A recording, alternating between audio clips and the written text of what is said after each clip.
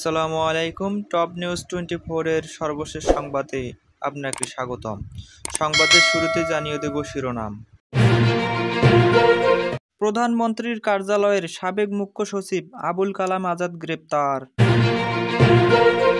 এতক্ষণ শুনলেন সংবাদ শিরোনাম। সম্পূর্ণ খবরটি জানতে সম্পূর্ণ ভিডিওটি দেখতে থাকুন। জামিন পেলেন মাহমুদুর রহমান। সাবেক প্রধানমন্ত্রী শেখ হাসিনার ছেলে সজীব ওয়াজেদ জয়কে অপহরণ ও হত্যাচেষ্টা মামলায় জামিন পেলেন আমার দেশ পত্রিকার ভারপ্রাপ্ত সম্পাদক মাহমুদুর রহমান। বৃহস্পতিবার ঢাকা মহানগর দায়রা জজ শামস জগলুল হোসেনের আদালত তার জামিন মঞ্জুর করেন।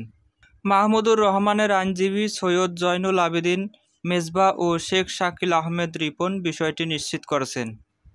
এর আগে মাহমুদুর রহমানের আইনজীবী ব্যারিস্টার তানভীর আহমেদ জানান, মাহমুদুর রহমানকে দেওয়া সাজার বিরুদ্ধে আপিল করার জন্য যাবতীয় প্রস্তুতি নেওয়া হয়েছে।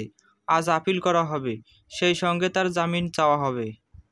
তিনি বলেন, আপিল আবেদন গৃহীত হওয়া সাপেক্ষে আমরা আপিল শুনানির জন্য প্রস্তুতি নিয়েছি। যদি আদালত আপিল আবেদন গ্রহণ করে শুনানির জন্য বৃহস্পতিবারই ধার্য করেন, তাহলে সেদিনই তার জামিন চাওয়া হবে। আদালত তার জামিন মঞ্জুর